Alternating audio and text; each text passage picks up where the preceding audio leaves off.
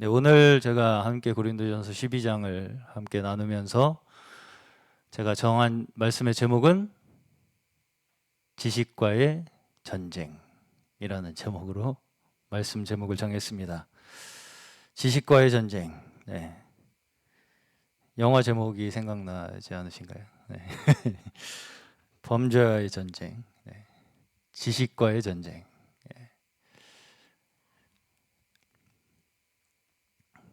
오늘 제가 고린도서 12장 이걸 말씀을 나누면서 예상하기 어려우시겠지만 지식의 종류에 대해서, 지식적 가르침의 종류에 대해서 좀 말씀을 드리려고 생각을 하고 있습니다. 아마 오늘 좀 잘 들으시면 어느 정도 참고가 되실 수 있으리라고 생각합니다.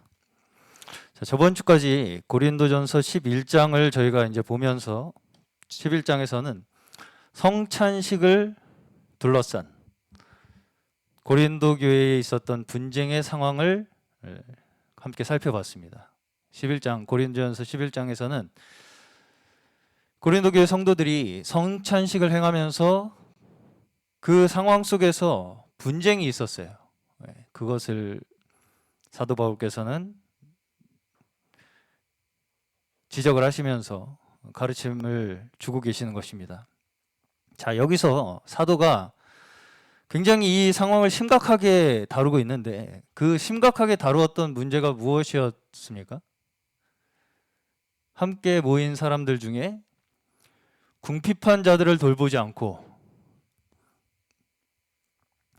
먹을 것을 가지고 온 사람들끼리, 자기가 먹을 것을 자기가 가지고 온 사람들끼리 파당을 형성해서 마치 모임이 자신들을 위한 것으로 생각하는 사람들에 대해서 그 모임이 자신들을 위한 모임인 것처럼 생각하는 그 사람들에게 경계를 주고 있는 말씀입니다. 그렇죠? 네. 그걸 사도 바울께서는 지금 파당이다 이렇게 말씀을 하고 있어요. 11장에서. 자, 다시 말해서 겉으로는 이들이 복음에 의해서 그리스도인이 되어서 그 그리스도인이 모인 것 같은 것처럼 보이지만 그들이 그리스도인의 모임인 것처럼 생각하고 있지만 사실 그 내용적인 면에 있어서는 어떻단 얘기인가요? 여전히 나를 위한 그 마음에서 그 나를 위한 모임이라고 생각하는 그 태도, 그 모임이 내 만족을 위해서 있는 것 같은 그 태도에서 여전히 벗어나지 못하고 있다라는 걸 말씀하고 있는 거예요. 그렇죠? 네.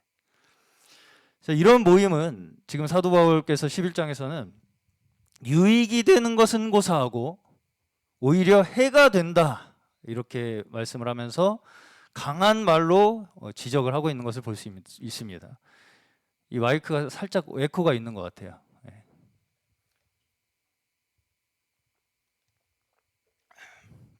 자, 이제 제가 이 이야기를 드리면서 저번 주에 뭘 가지고 제가 말씀을 드렸었냐면 보편과 특수라는 것을 말씀드리면서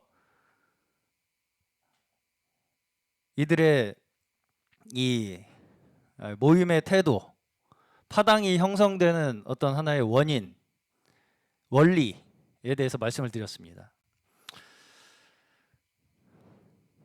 자, 이 얘기를 하면서 제가 저번 주에 무슨 얘기를 했었냐면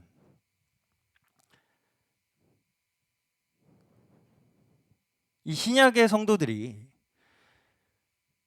예수 그리스도께서 우리에게 이제 구원자로 오셨잖아요. 예수 그리스도께서 구원자로 오신 것이 우리에게 확증되기 위해서 무엇이 필요하냐? 무엇이 필요하다고 말씀드렸습니까?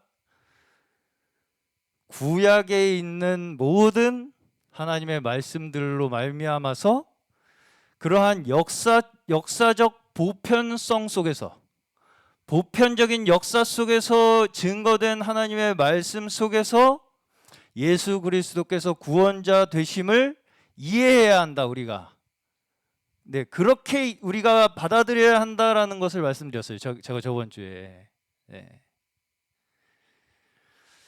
자, 어떤 분들은 어떻게 얘기를 하시냐면, 제가 이거 좀 위에 윗돌이 좀 벗겠습니다. 죄송합니다.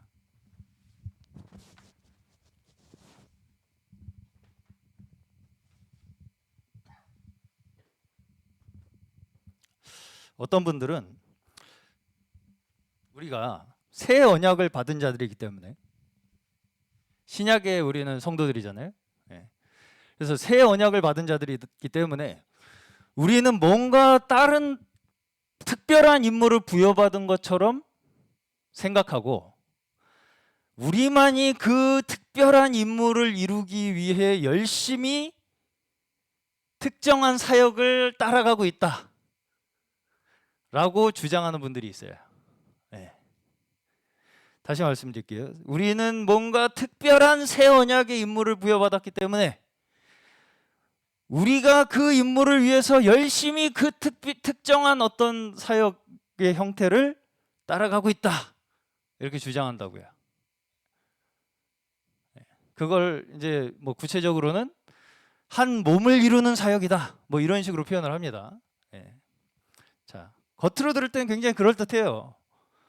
신약은 몸을 건축하는 사역이다 라는 식으로 이제 주장을 합니다.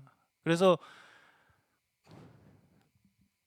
뭔가 이 신약의 시대에서 우리가 이루어야 할 것은 또 다른 뭔가가 있는 것처럼 그렇게 얘기를 한단 말이에요.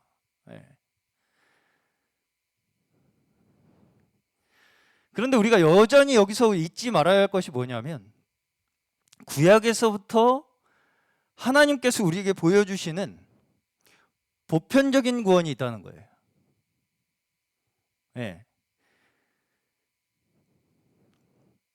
오히려 사실은 구약에서 하나님께서 말씀하시는 구원보다 신약의 구원이 더 특별해졌습니까? 보편적이 됐습니까? 보편적이 됐죠. 네, 그렇죠. 그러니까 사실은 보다 더 보편화된 구원으로 우리가 이해해야 돼요. 신약의 구원은 구약보다 오히려 더, 그렇죠. 네.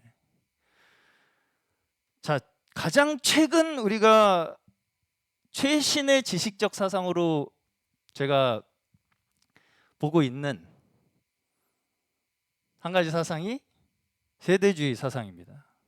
이 세대주의 관점에서는 각 세대를 단절하는 특징이 있어요. 세대를 구분을 해요. 그래서 세대주의의 영향을 받은 단체들에 있어서는 이 구분을 얼마나 명확하게 몇 단계로 하느냐의 차이가 있을 뿐이지, 그 사상 자체에서 존재할 수밖에 없는 단절성이 있어요. 그 사상을, 그 말하자면 교리를 내가 받아들이면 있을 수밖에 없는 단절성이 있어요, 거기에. 그래서 그 사상을 어느 정도 영향을 받게 되면 은연중에 이러한 생각을 다 어느 정도 갖게 돼요. 자, 공통적으로 가진 한 가지 특징이 뭐냐면, 현재 상황에 대한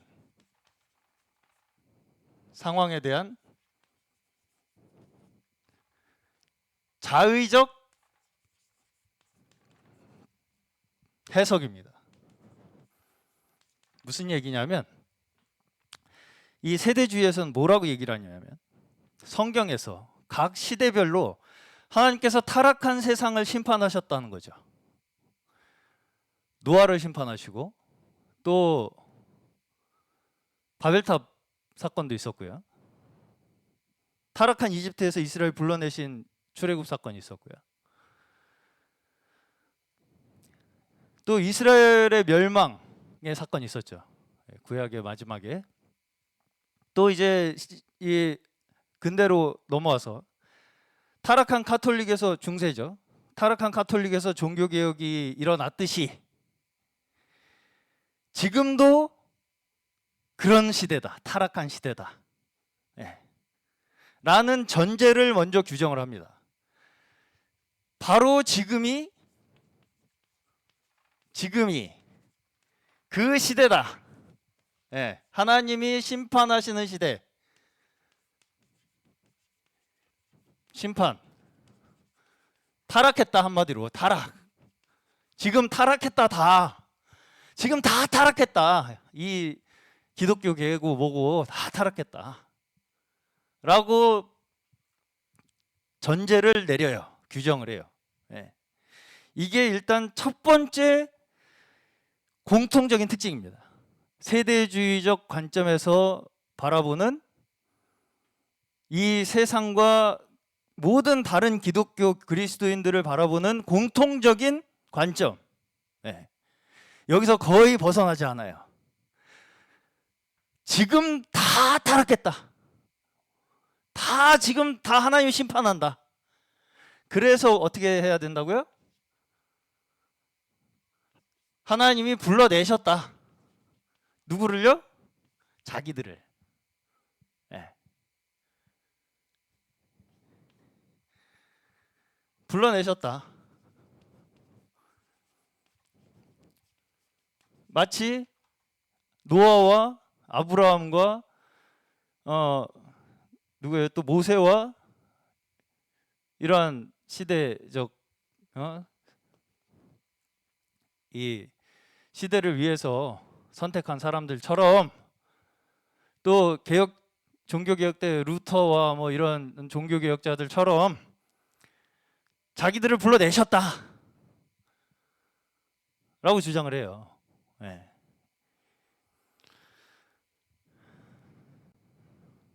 이것이 이제 하나의 전제 조건입니다. 모든 주장의 전제 조건이에요. 누가 이걸 판단했습니까? 누가 이걸 그렇게 하자고 합의했습니까? 네. 그리고 그렇게 이제 타락한 그 상황 속에서 택함 받은 그룹, 일련의 하나의 단체가 바로 우리다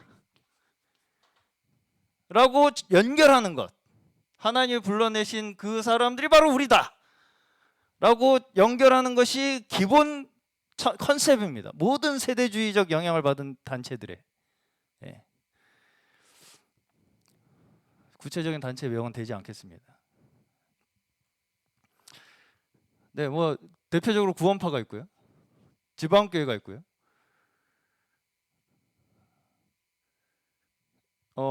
독립침례. 또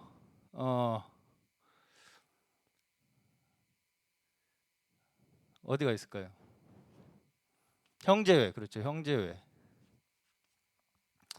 뭐 이런 여타의 이제 막 엄청 이제 또 극단적으로 가면 사실은 신천지 뭐 이런 데도 다 그런 계열이에요, 사실. 예, 다 이런 하나의 등속입니다. 예, 뭐 번개 네. 이런 데 다 마찬가지고요. 예. 이것이 이제 제가 저번 주에도 말씀드린 분리주의. 예. 분리주의가 가지고 있는 특징이에요. 한마디로. 다 타락했고 하나님이 특별한 한 무리를 불러내셨는데 그게 우리다. 이게 분리주의의 특징이라고요. 다 똑같아요. 이거는 다 똑같이 이렇게 주장합니다. 예. 누가 지금 타락했다고 누가 그랬어요 지금. 예. 예.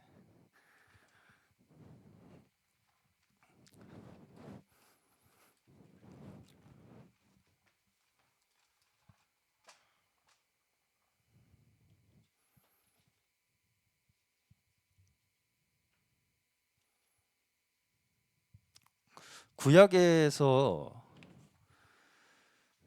하나님의 심판은 하나님으로부터 오는 거예요. 네. 노아가 심판하자고 했습니까? 노아가 심판하자고 했어요? 아브라함이 나 가겠다고 했어요? 뛰쳐나가겠어요?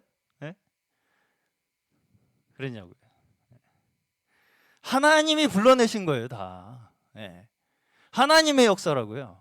이걸 우리는 기록된 말씀으로 미루어 이제 봤을 때 그것이 하나님의 역사라는 걸 우리가 믿고 받아들이게 되는 거지, 그렇다고 해서 그대로 내가 하면 그게 하나님의 역사가 된다라고 생각하는 것 자체가 굉장히 자가당착적, 자기 모순적, 자기 밭에 물대기, 뭐라 그럽니까? 아전인수적 해석이라는 거죠. 자, 그러면 뭐가 나머지 다른 자신들과 나머지 다른 사람을 나누는 기준이 될까요? 뭐가 기준이 될까요? 그 기준 있죠. 그 단체마다 가지고 있는 기준이 있어요. 다른 단체와 우리를 나누는 기준이 있다고요. 쟤네는 타락했고 나는 타락하지 않았다고 생각하는 그 기준이 있다고요. 그렇겠죠. 그 기준이 있어야지 쟤네들과 나를 구분을 할 거 아니에요. 아무 근거도 없이 쟤네들은 나쁘고 우리는 좋아 이렇게 말할 수는 없을 거 아니에요. 뭔가 기준이 있단 말이에요. 그 기준이라는 것이 결국 그 단체의 특징입니다. 그렇죠? 그 단체의 정체성을 규정을 한다고요. 그래서 여러 가지 이제 단체마다 기준이 있어요. 어떤 단체는 지역적으로 해야 된다. 어떤 단체는 성경을 뭘 봐야 된다. 어떤 단체는 뭐죠? 구원을 어떻게 받아야 된다. 네. 라는 여러 가지 자기들 나름대로의 기준을 세워놓고서 이 기준에 입각해야만이 특별한 우리의 시대에 부여받은 우리의 임무다 그게 라고 주장을 하는 거라고요. 그렇죠? 네. 지금 시대는 지역의 시대야. 지방적 시대라고. 그래서 이걸 기준으로 해서 몸이 건축돼야 된다고. 이게 이 시대 새 언약의 새 경륜? 무슨 경륜이야? 네. 그 경륜이라고. 네. 신약의 경륜. 네. 신약의 경륜이라고. 이걸 이제 이 기준을 삼아서 여기에 포함돼야만 이 시대에 선택받은 자들이다 라고 주장을 하는 거죠. 여기는 또 이제 성경, 어떤 하나의 특별한 번역본, 네. 이걸 보지 않으면 특별하게 구분된 이 시대에 하나님께서 선택한 단체가 아니다, 무리가 아니다, 교회가 아니다 라고 주장을 하는 거고요. 마찬가지입니다. 구원, 뭐 어떤 특별한 어쨌든 가르침들이 있어야 다. 이게 이제 좀 밑으로 내려가면 갈수록 이제 사람이 됩니다. 그냥 사람, 어떤 사람이 선지자다, 뭐 이런 식으로 이제 교주가 되는 거죠. 더 점점 유치해져요. 근데 원칙상은 어때요? 다 비슷해요. 그렇죠? 원칙은 똑같아요. 그렇죠? 네. 이것도 결국은 이걸 말하는 사람이거든요. 결국. 네. 다 사람이 여기 있어요. 다 뒤에 보면. 네. 이것도 마찬가지고요. 뭔가가 있습니다. 이 사람이 말한 뭔가가 있어요. 또 다 보면.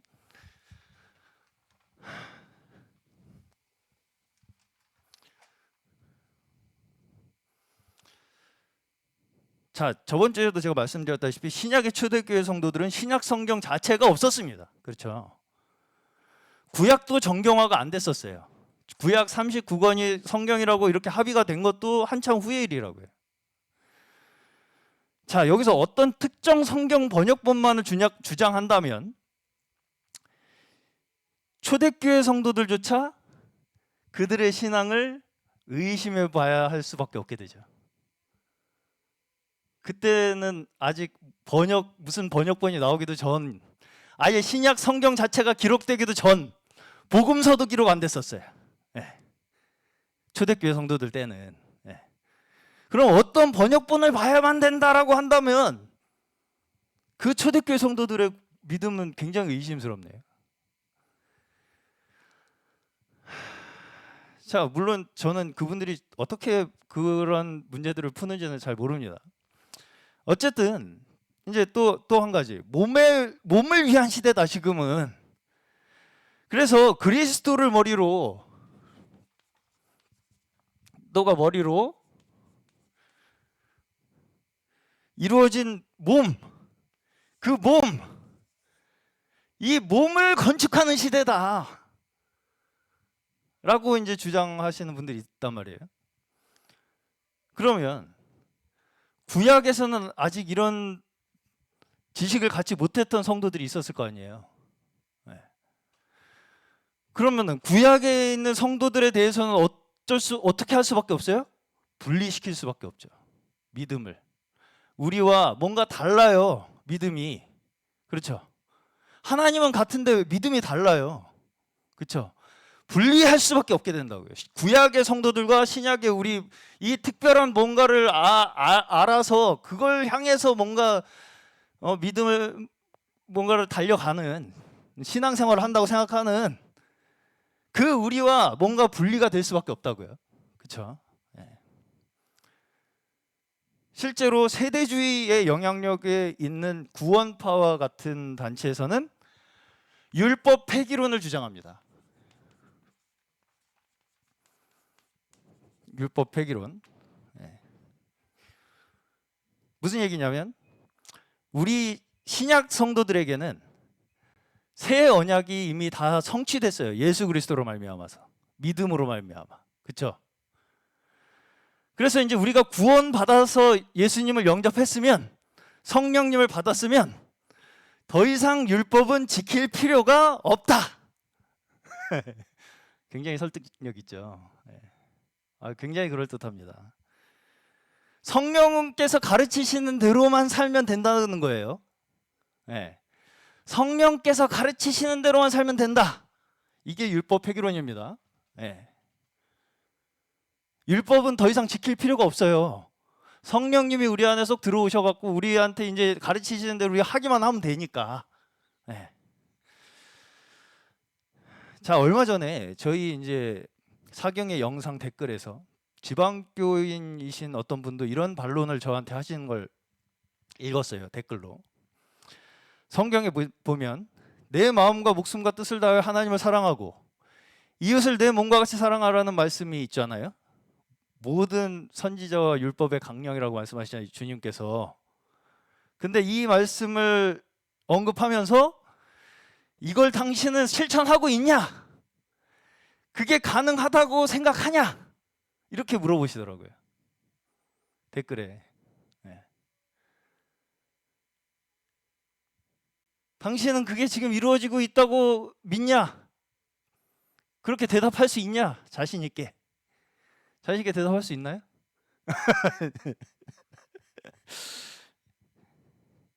자, 제가 이제 그분이 그렇게 왜 자기가 이야기를 했는지에 대한 의도는 정확하게 밝히진 않았어요. 근데 이제 제가 읽기에, 제가 보기에 그분이 어떤 생각으로 이렇게 말을 했는지를 이제 생각을 해보면, 한마디로 너희가 지금 생각하는 그 율법 있지? 하나님을 사랑하고 이웃을 사랑하라는 그 율법은 낮은 차원이야. 진짜 지금 새 언약은 다 우리한테 지금 믿음으로 다 성령이 우리한테 이루어 주셨으니까 우리 새 언약을 아는 우리한테 와야만 이게 실제로 가능한 거야 라고 주장하고 싶어 하는 것 같아요. 그러니까 너희들은 그 말씀 가지고 막 지켜야 된다고 그렇게 하지?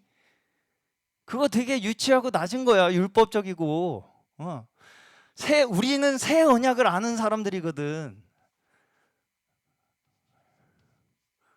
헷갈리시죠? 좀. 우리는 새 언약이야. 그래서 새 언약은 주님께서 모든 걸 성취해 주셨기 때문에 몰라도 돼, 이런 거. 그게 지키려고 애써. 그거 된다고 생각해, 너? 그냥 이렇게 되는 거야, 그냥. 참 니네 참 모르는구나, 뭘. 라고 말씀하시는 것 같더라고요. 자, 그럴듯하게 들려요. 이거 헷갈립니다, 이거. 잘 구분하기 쉽지 않습니다, 이거.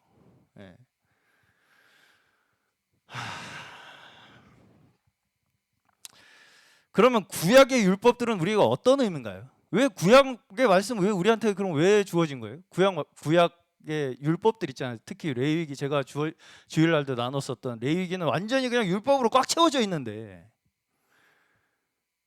그렇죠? 굳이 굉장히 지금의 우리에게는 사실은 적용 안 되는 것도 되게 많거든요. 네.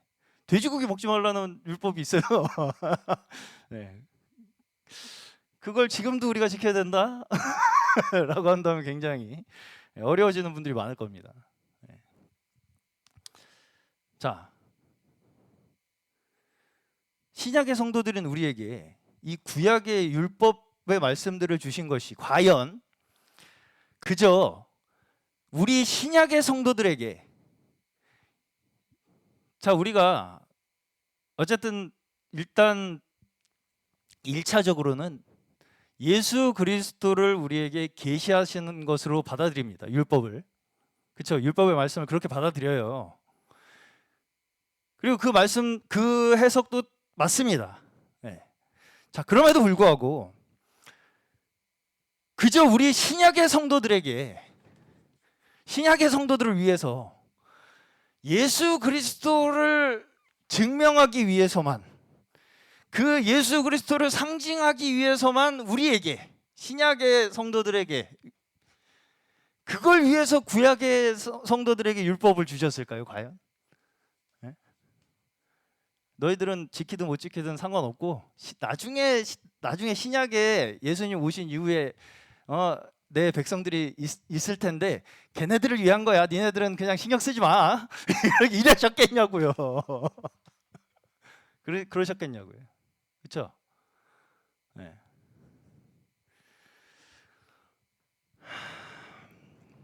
자, 이것에 대해서 저희가 주일날도 레위기를 함께 보면서 구약의 율법에서 말씀하신 내용들이 결국 지금의 우리에게까지도 실제 우리의 믿음에서, 실제 우리의 믿음 생활에서 어떻게 적용되어야 할 것인가를 가르치시는 것으로 우리가 해석해야 된다. 이렇게 말씀드렸습니다. 그러니까 돼지고기를 먹지 말라는 거 문자 그대로 받아들이기보다는 왜 그때 그들에게 돼지고기를 먹지 말라고 하셨을까라는 어떤 그 하나님께서 말씀하신 취지를 우리가 이해해서 그 취지대로 우리의 삶도 그대로 살아나가는 것을 우리가 지향해야 된다는 것이죠. 네. 우리도 사실은 결국 같은 말씀을 받은 자들이에요. 하나님께. 네. 자, 레위기 말씀 제가 주일날도 드리면서 전반부는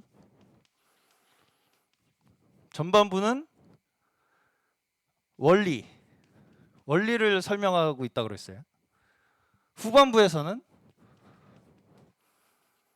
적용을 말씀하신다고 그랬습니다. 적용. 네.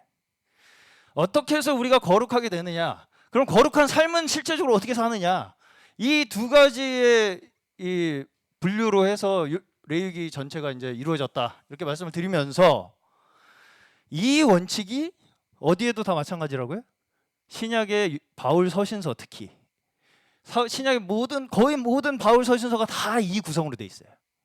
앞에서는 전반부에서는 원리를 설명하고요.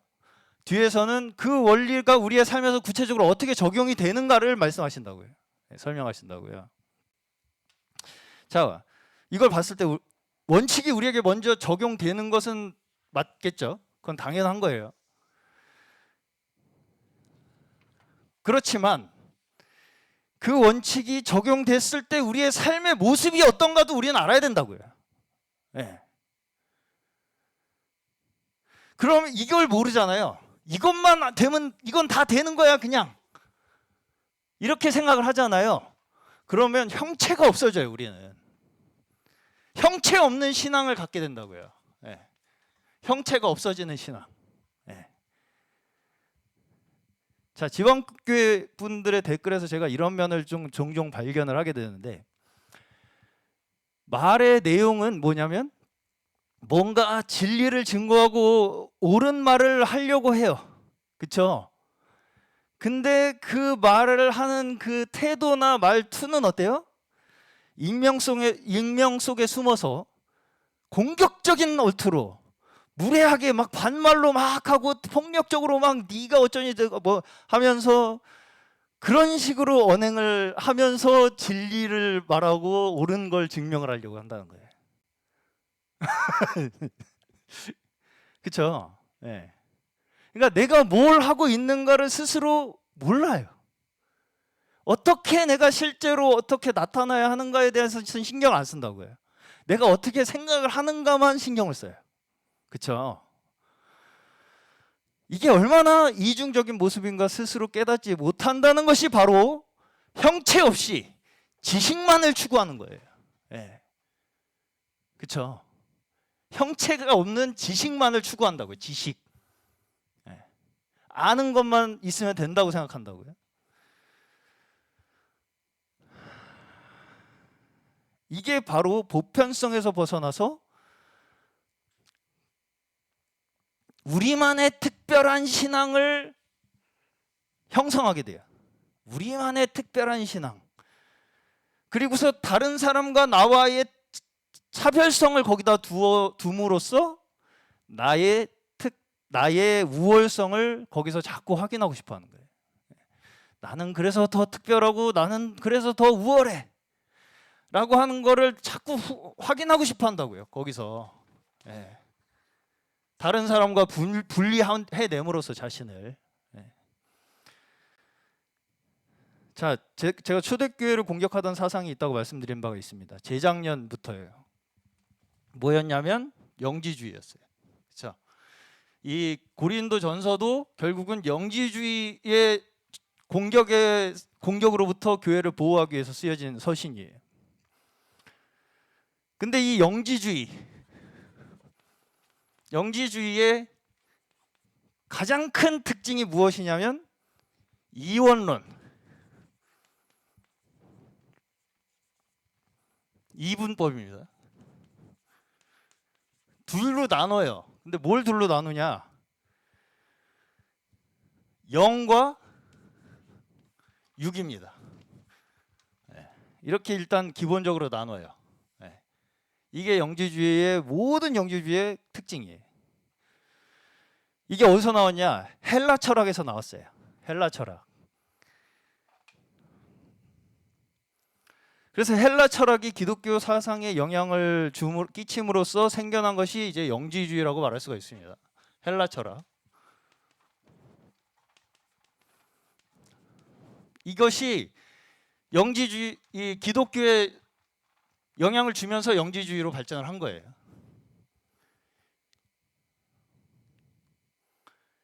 그러면서 이제 기독교에 와서 육체와 영을 분리하는 사상으로 이렇게 자리 잡게 된 거예요. 자, 물론 성경에는 이 두 가지를 나누어서 말씀하는 구절이 있습니다.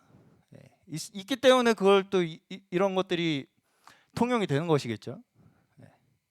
자, 그렇다고 해서 그걸 그럼 완전히 개별적으로 말씀하시는 것이냐, 성경에서. 자, 성경에서 대표적으로 고린도전서 2장에 보시면 영에 속한 사람과 육에 속한 사람에 대한 이야기가 나와요. 속한, 육에 속한.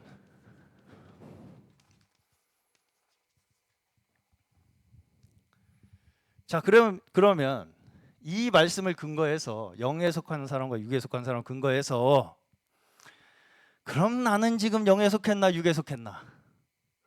네. 이걸 곰곰이 고민해보고 따져요. 네. 그럼 내가 지금 영에 속했는지 육에 속했는지 스스로 이걸 내가 구분하겠다. 아, 나는 지금 영에 속했다. 아, 나는 지금 이거 구분하는 게 의미가 있겠습니까? 내가 구분한다는 게 의미가 있겠냐고요, 지금. 네. 그 시도 자체 있죠. 내가 지금 영에 속했는지 육에 속했는지 그걸 구분하려고 하는 그 시도 자체가 헬라 철학이에요. 이분법적. 네. 이것이 곧 영지주의적 관점이라는 것을 제가 다시 한번 좀 말씀드리고 싶습니다. 내가 지금 육에 속했나 혼에 속했나 이게 지금 육인가 영인가 혼인가 이게 영지주의라고요. 이게 다 헬라 철학에서 온 겁니다. 이분법 나누는 거. 네. 자, 어떤 사람은 영 덩어리예요? 영 덩어리. 영으로 똘똘 뭉쳤어요. 어떤 사람은 육 덩어리예요.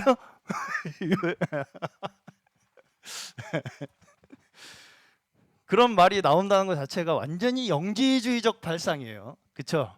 영덩어리다. 누군가. 네.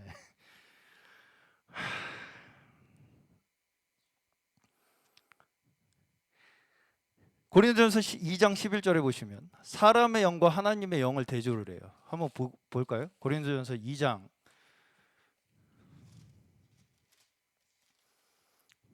11절 보시면 사람 속에 있는 사람의 영이 아니고서야 누가 그 사람의 생각을 알 수 있겠습니까? 이와 같이 하나님의 영이 아니고서는 아무도 하나님의 생각을 깨닫지 못합니다. 사람의 영과 하나님의 영을 대조하잖아요. 그렇죠? 근데 14절 보시면 이 세 번역에서는 자연에 속한 사람이라고 나오는데 개역 개정에서는 육에 속한 사람이라고 나와요. 육에 속한 사람과 성령의 일을 대조하죠. 예. 자연에 속한 사람은 하나님의 영에 속한 일들을 받아들이지 아니합니다. 자, 여기서 보시면 사람의 영이라는 것과 육에 속한 사람이라는 것을 동일하게 취급하고 있어요. 그렇죠? 하나님의 영과 성령의 일과 사람의 영과 육에 속한 사람이라는 걸 대비시키면서 대조하면서 말씀하면서 결국은 사람의 영이라는 것과 육에 속한 사람을 동일선상에 놓고 이야기를 하고 있다고요. 영과 육을 분리할 수 있습니까? 그렇게? 두부 자르듯이 영과 육을 이거를 제가 그쪽 진영에 계신 분들 해석을 보니까 이걸 어떻게든 걷다 꾸며와시려고 하더라고요. 또 사람의 영을. 네. 이해가 잘 안 가요. 저는 안 가더라고요. 이거 봤는데 사람한테도 영이 있는데 그 영으로 뭔가를 뭐 알 수 있는 것처럼 막 이렇게 또 써놨더라고요. 그걸. 네. 전혀 이 문맥과 맞지 않는 해석이에요. 네. 그러니까 문자주의적으로 그렇게 해석을 하다 보니까 그래요. 영이라고 하면 거기다가 다 끼워 맞춰야 되는 거예요. 네. 사람의 영이 육을 지배하는 거예요. 그렇죠? 네. 여기서 보시면 사람의 영이 아니면 사람의 일을 누가 알겠냐? 육에 속한 사람, 그런 사람이 육에 속한 사람이라는 거 아니겠습니까? 그렇다는 건 결국은 그 사람의 영이 결국 그 사람의 육을 지배한다는 거예요. 그렇죠? 네. 그러면서 15절에 보시면 신령한 사람은 모든 것을 판단한다 이렇게 말씀하시죠. 오늘 12장에서도 1절에서부터 신령한 것에 대해서 말씀합니다. 신령한 것. 결국은 지금 여기 고린도 교회 성도들이 생각하는 신령한 것에 대해서 이야기하는 거예요. 지금 사도 바울은. 네.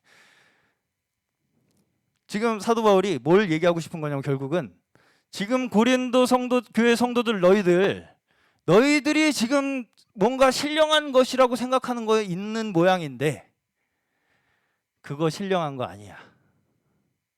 내가 지금 얘기해 줄게. 너희들 잘 모르는 것 같아. 지금 신령한 것이 뭔지 라고 지금 말씀하시는 거라고요. 네. 지금 이들이 알고 있는 신령한 것이 뭔가 잘못되어 있다는 걸 말씀하고자 한다는 거예요.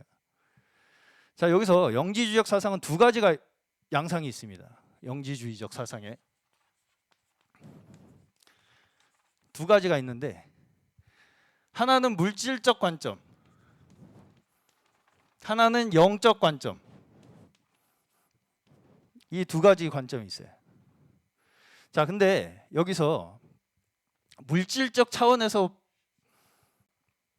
바라보잖아요. 그러면 어떤 결과가 나타나냐면 예수님의 신성이 약화됩니다. 네. 그래서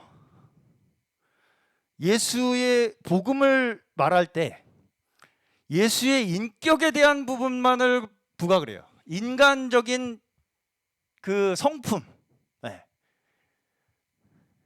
그래서 예수님의 그 성품처럼 우리도 닮아야 된다 라는 부분이 강조가 됨으로써 어떻게 가게 되냐면 우리 스스로도 예수님의 내면을 가져야 된다 라는 식으로 가요. 그래서 결국은 어떻게 되냐? 도를 닦게 됩니다. 네. 자기 수행적으로 가요. 예수님의 성품을 닮기 위해서 그 성품을 우리가 따라하는 쪽으로 간다고요. 네. 그래서 도를 닦게 돼요. 네. 수행을 하게 돼요. 수행. 네. 예수님의 그 성품을 우리도 닮아야 된다. 네. 그렇겠죠. 물질적 차원으로 접근을 하니까 신성의 영역이 약화가 되니까 예수님을 그냥 사람의 차원에서만 바라보는 거예요. 그러면 예수님이 어떤 성격을 가지셨으니까 우리도 그렇게 해야 된다 라는 측면으로 접근을 하게 된다고요. 그러면 결국 이게 뭡니까? 내 힘으로 뭔가를 이루는 거죠. 내 노력으로, 내 공로로. 그렇죠? 그래서 내 힘으로 자아를 벗어나요. 내가 수행을 해서 자아를 벗어난다고요. 그렇게 함으로써 내가 교회를 건축해요. 내가 한 몸을 이뤄요. 이게 다 여기 포함되는 겁니다. 여기 이렇게. 내가 어떻게 하는 거, 내 힘으로. 어떻게 하면 자아를 벗어날 수 있어? 뭐 주의 이름을 한 번 부르면 조금 벗어나지고 뭐 이런 식이죠. 대체적으로. 그런 방법들이 있습니다. 뭐 말씀을 어떻게 씹어 먹으면 벗어나지고 뭐 이런 식입니다. 그렇죠? 그래서 그렇게 우리 다 같이 열심히 수행하고 노력해서 교회를 한 몸을 건축하는 것이 우리 시대에 주어진 사명이라고 믿고 굳게 믿고 그렇게 하고 있는 거예요. 그렇죠? 이게 이제 이쪽 분야죠. 영지주의의 물질적 분야. 자, 또 다른 양상으로 영적인 차원이 있습니다. 영적인 차원을 강조하면 어떻게 되겠습니까? 반대로 예수의 인성이 약화되겠죠. 그러면 어떻게 되냐? 우리의 실제의 삶과 우리의 영적인 세계가 완전히 나눠져요. 그렇죠? 예수님은 인간이 아니에요. 하나님이잖아요. 그냥 인성이 약화되면 그럼 우리가 범접할 수 있는 존재가 아니에요. 그렇죠? 그러면 그냥 우리한테 뭔가 갑자기 뚝 떨어져야 돼요. 우리가 뭔가 이룰 수 있는 어떤 그런 영역이 아니기 때문에. 그렇죠? 그러다 보니까 어떻게 발전을 하냐? 그것을 우리가 알면 된다. 깨달으면 된다. 여기는 어떤 행하는 걸로 도달하잖아요. 여기는 아는 걸로 도달합니다. 영적인 이 영성에. 그러니까 내가 실제로 어떤 사람인지 어떤 삶을 사는지는 중요하지가 않아요. 그냥 요거를 내가 곧바로 도달하면 돼요. 정신으로. 알면 돼요. 그러니까 여기에 딱 접속하면 돼요. 바로 그냥.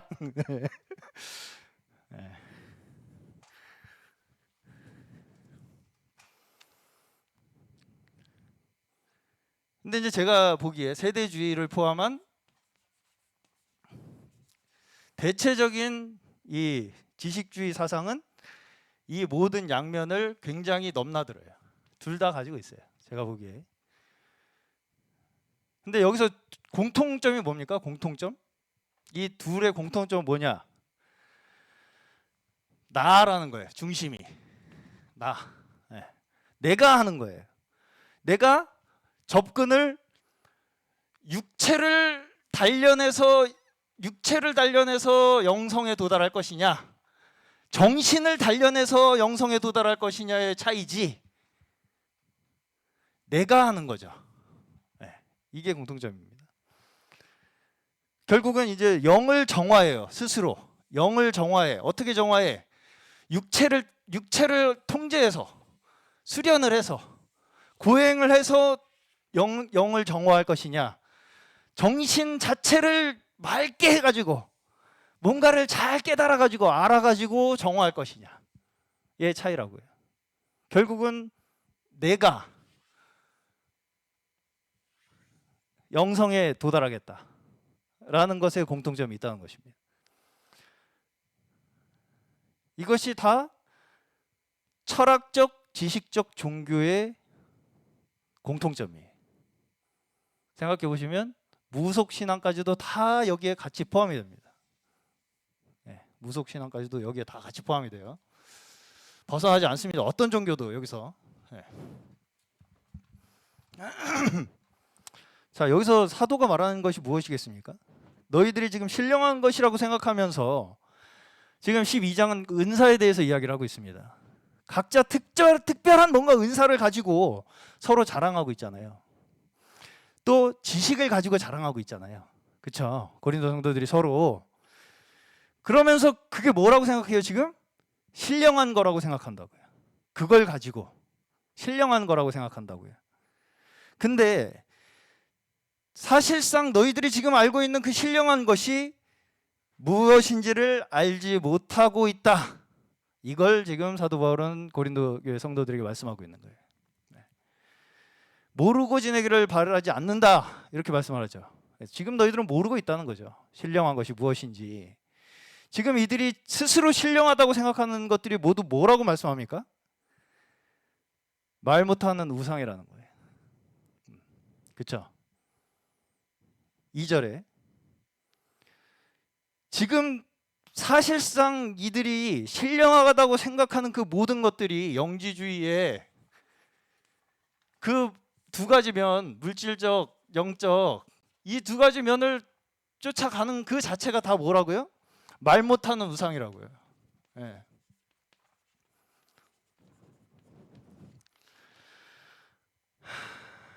우상은 뭔가요? 우상? 말 못하는 우상이라는 게 뭘 의미하겠습니까? 고정돼 있다는 거예요. 고정. 그냥 딱 고정돼 있어요. 말도 못하고. 우리가 심지어 하나님에 대한 지식조차 이게 결국 뭡니까? 인간의 관점이죠. 인간의 지식의 관점. 여기다가 묶어놓으면 고정됩니까? 살아있습니까? 고정되죠. 하나님의 지식조차 우리의 생각 속에 고정시켜 놓으면 그게 바로 말 못하는 우상이 된다는 얘기예요. 그렇죠? 내 관점에서 접근해서 이해하려고 하는 모든 것들이 아무리 그게 성경이라 할지라도 우상이라는 것입니다. 내가 어떻게 해서 이룬다. 내가 뭔가를 깨달아서 이룬다고 하는 그 모든 모든 것들이 뭔가 내가 미리 정해놨죠. 뭔가를. 깨달음의 영역 어떤 그게 있어요. 그렇죠? 어디인가 도달해야 할 어떤 영역이 정해져 있다고요. 다 각자 나름대로. 고정시켜놨다고 그걸 딱. 그리고선 거기에 내가 도달하겠다는 거잖아요 지금. 그거 자체가 우상이라는 거예요. 우상. 그렇죠?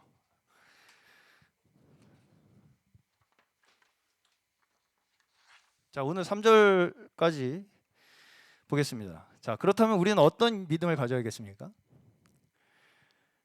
3절 보시면 하나님의 영으로 말하는 자는 예수를 저주받았다고 말하지 않는다. 이렇게 말하죠. 다시 말해서 인간의 관점에서 예수 그리스도의 죽음을 온전히 이해한다는 것이 사실은 불가능하다는 얘기예요. 인간의 관점에서 예수 그리스도께서 구원자로서 죽음을 맞이한 그 사건을 이해한다는 거. 자, 어떤 측면에서든 인간적인 이해로는 육신의 죽음은 저주로 비추어질 수밖에 없어요. 그렇죠? 자, 그렇다면 오직 우리가 예수를 주로 고백할 수 있는 유일한 방법이 뭔가요? 성령이 아니면 불가능하다는 것입니다. 성령이 아니면 불가능하다는 거. 우리가 어떻게 이해해 보려고 아무리 짜맞춰도 불가능하고, 성령이 아니면 성령을 힘입지 않고서는 아무도 예수는 주님이시다 하고 말할 수 없다는 거예요. 3절에.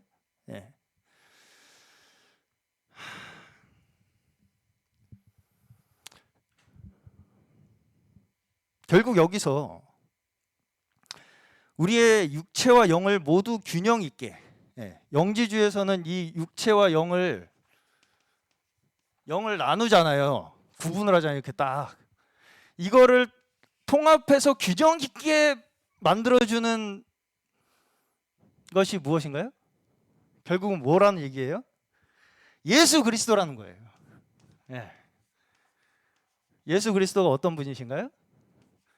완전한 하나님이시자 완전한 사람이시죠. 그렇죠? 이거 이해 가세요? 예. 예. 이거를 이해하려다 보니까 이렇게 가는 거예요. 예. 이거는 그냥 우리가 성령의 힘입어 믿어야 되는 거예요. 그리고 이게 사실은 실제 현실이에요. 우리에게 일어나는. 이게 현실이 아니에요. 이거는 상상이에요. 망상이고 가상현실들이에요. 그냥 우리가 그렇게 생각하기로 하자는 것들이에요. 실제 우리의 삶은 이렇게 일어나요. 이런 영역에서 일어난다고요. 그렇잖아요. 그렇죠? 네. 그렇게 두 자루듯이 딱 나눠서 일어나지 않는다고요. 우리 삶이. 그렇잖아요. 네. 답답하죠 이제 점점.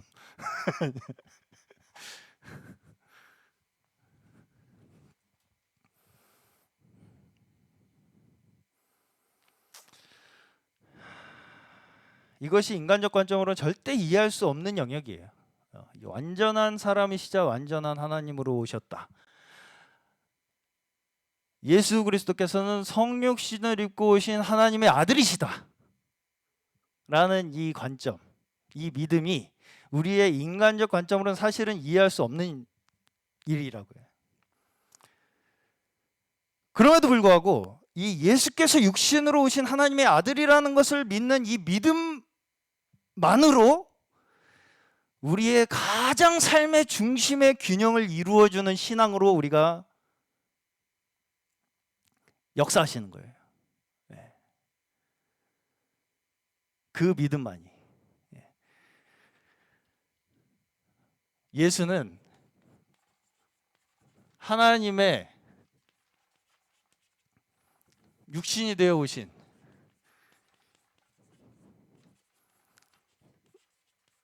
우리 맨날 신앙 고백 하잖아요. 그렇죠? 하나님의 아들.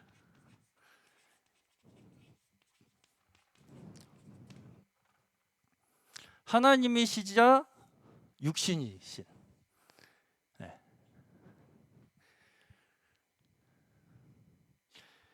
이 믿음이야말로 우리의 모든 부분에서 우리의 치우친 것들에 대해서 균형을 잡아주는 것이고요. 우리가 혼돈스러운 그 모든 것을 정리해 주는 것이고요. 우리가 뭔가 자기 자리를 잡지 못하는 그러한 우리의 모습에서 우리의 자리를 잡아주는 신앙의 근원이 바로 여기에 있다는 것입니다. 이것을 온전히 믿는 것.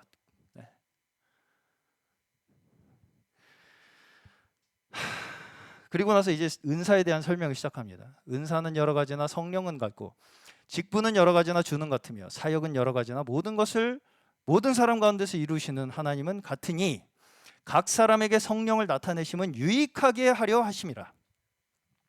자, 무슨 말씀이냐면 각자의 특별함은 있어요.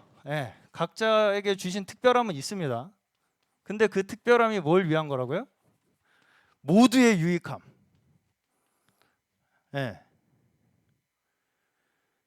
자, 보시면 은사는 여러 가지나 성령은 같다. 직분은 여러 가지나 주는 것 같다. 사역은 여러 가지나 모든 것을 모든 사람 가운데서 이루신 하나님은 같다. 하나님이라는 보편 속에 이 모든 특별함이 포함되어 있다는 거죠. 아무리 특별해도 우리가 하나님이라는 보편 속에 다 포함되어 있다는 거예요.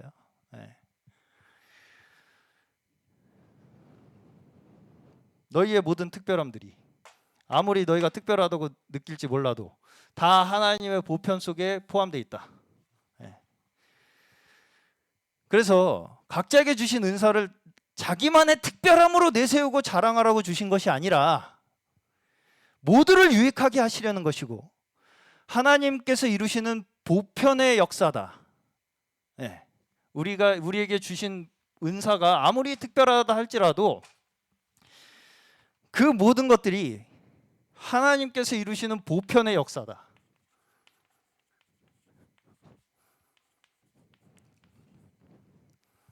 라는 것을 우리에게 가르치시는 것입니다.